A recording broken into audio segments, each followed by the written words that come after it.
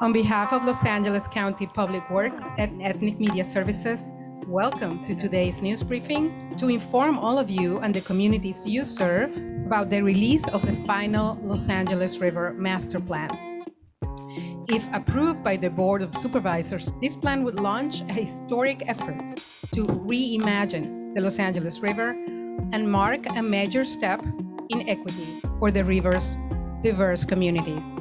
The LA River Master Plan had an on-site reveal along the Los Angeles River on May 17th. This briefing was facilitated by Ethnic Media Services and the Los Angeles County Public Works and included panelists from the LA County Public Works, Southeast Los Angeles Collaborative, Southeast Asian Community Alliance, and Gary Partners, the latter of which has caused concerns over designs that would ignore the river itself by building platform structures above the river to house green spaces, ponds, horse trails, walking spaces, and other relatable effects.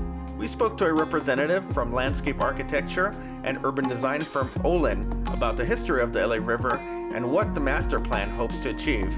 We are here today at the Los Angeles River, just south of the Rio Hondo confluence, at the Imperial Yard of the Flood Control District for Los Angeles County. The LA River is really interesting because if you went back hundreds of years, sometimes it would have been very wet, very flooded after big rains, and even flowed very wide over miles of the Los Angeles plain where we are here today. And then other times when it dried out, especially in the summer months, there would be no water at all, and so it would just be a dry wash. But as more and more settlement in the 20th century happened, when the river would flood, it started to become an issue for communities along its banks. And so that's when in the early part of the 20th century, the Los Angeles County Flood Control District, the U.S. Army Corps of Engineers, tried to figure out ways to really move water during the largest storms to the oceans as quickly as possible. And so that's why today, if you look behind me, we have a concrete channel. So here where we are in Southgate, this is about a 450-foot wide concrete channel, and the levees are about 25 feet tall, which protects the neighbors and the communities right here during those large rain events. What the LA River Master Plan is trying to do, though, is for about the last 100 years, the channel has really been seen as single purpose: move water to the ocean as fast as possible in those rain events.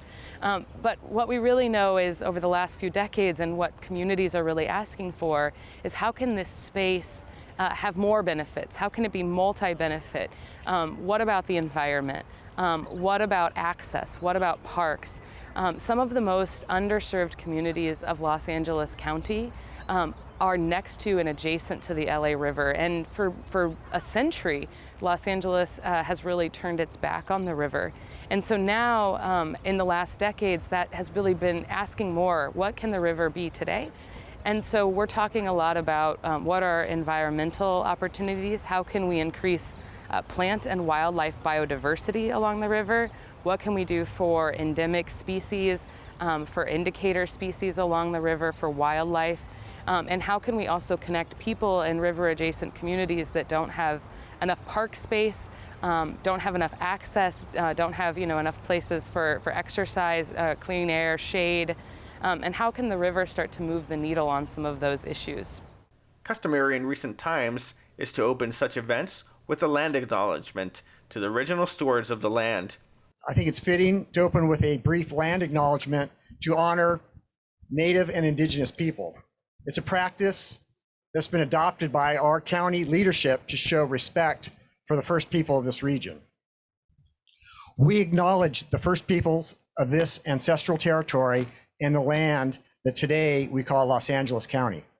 With respect to their elders, past and present, we recognize the Tongva, Tataviam, and Chumash as the original stewards of the land, air, and water, and support them as they continue to lift up their stories and cultures. But despite such acts, missing from this briefing were any representatives from local tribes, as I pointed out during the briefing. Is anyone here from the Tongva, Fernandino, Gabrielino tribes at all?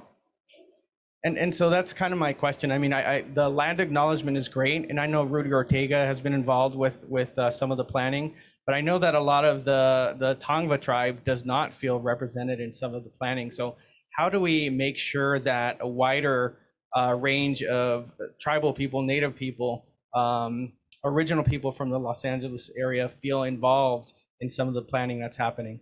Yeah, you are correct in that Rudy Ortega was on our steering committee, and we've had other outreach events with the Native American community. But it's what our panels have said. It's be engaged, reach out.